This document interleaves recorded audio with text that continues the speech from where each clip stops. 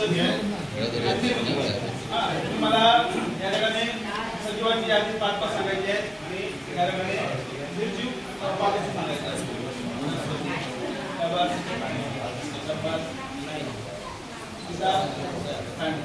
ठाण्यामध्ये कोण कोण ठाण्याची नाव आहेत ना इकडे मोबाईल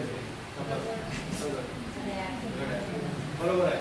आता याने आपल्याला सांगितलेलं आहे की ह्या घटनेची निर्जीव वस्तू आणि या घटनेची सजीव वस्तू. आपल्याला माहित आहे सजीवांची वाढ होते, हालचाल होते, सजीव एका जागेवरून दुसऱ्या जागेत बाहेर जातो, सजीवांमध्ये उत्पादन हे विशिष्ट असतं आणि निर्जीवामध्ये याच्या उलट असतं, याच्यामध्ये काहीच नसतं. आता दगड नसतं नाही, आपण जेव्हा त्याला वेळ ठेवणार तेव्हा तो एका जागेवरून दुसऱ्या जागेवर जातो, म्हणजे त्या निर्जीव वस्तू. ह्या तुम्हाला संकल्पना माहिती आहे. आता काय करायचं आहे, आपण 5 2 गट करणार. 5 निर्जीव वस्तूंची नावं आणि 5 सजीव वस्तूंची नावं ती लिहायची. लिहा.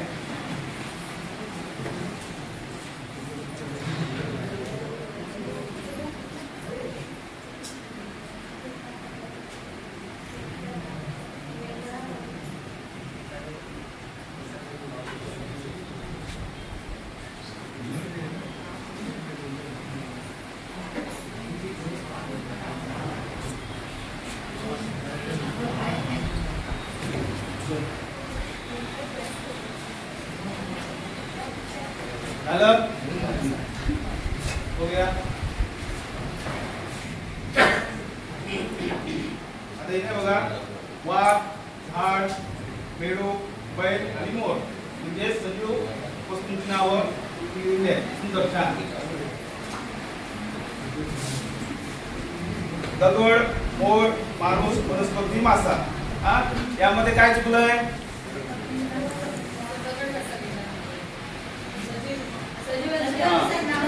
काय सांगितलं तुम्हाला? दगड दिला तुम्हाला. दगडाचं उदाहरण दिलं होतं, दगड दिला. असू दे.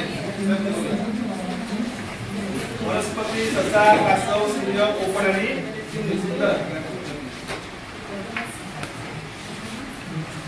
आता या गटाला निर्जीव वस्तूंची नावं द्यायला सांगितली होती. बघूया काय दिलंय.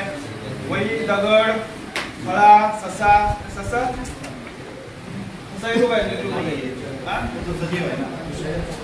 ससा हा निर्जीव सजीव वस्तू आहे. निर्जीव जमिनीला ठीक आहे. बदल करायला पाहिजे. वनस्पती, दगड, माती, हे काय पाणी आणि पेन. सुंदर. त्यामध्ये वनस्पती पण आहे. सजीव आहे. हे बघा ते पण चुकलेली आहे.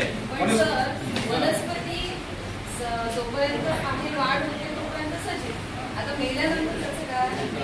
त्याचा जीव गेला तर ती काय? लाकूड होतं ना. निर्जीव. तुम्ही वनस्पती गेलं ते लाकूड होतं. वनस्पती नाही. दगड, मोबाईल, बाहुली, पुस्तक, पेन. सुंदर मॅडम, सुंदर.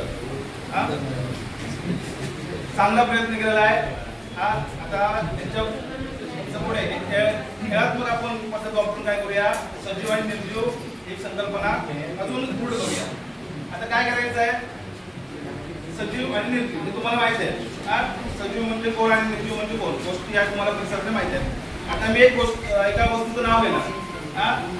सजीव वस्तूचं नाव घेणार, तुम्ही हात वर करायचे आणि निर्जीव वस्तूचं नाव घेतल्यानंतर हात खाली करायचे आणि त्याच्यामध्ये जो कोण शेवट जिंकेल त्याला एक सुंदरसं माझ्याकडून तुम्हाला दिलं जाईल. तुम्हाला काय कळालं? सजीवला हात वर करायचे, निर्जीवला हात खाली करायचे. वस्तूचं नाव काय करणार आहे, घेणार आहे. खुर्ची काय, बैल, मोबाईल, वासरू, माणूस,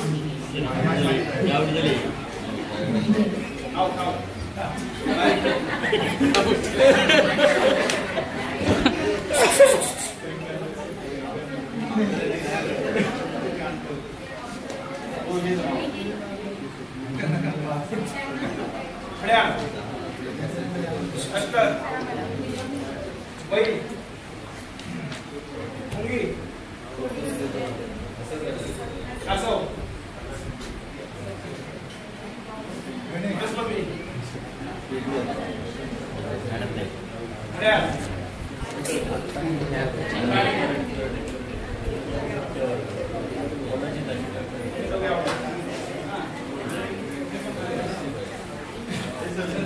आता याच्यात बघा काही विद्यार्थ्यांनी आणि निर्जीव हा खेळ घेतला होता. आता याच्यातून आपल्याला काय कळतं की काही जणांना अजूनही जी संकल्पना आहे सजीव आणि निर्जीवांची ती काय झाली नाही कळली नाही.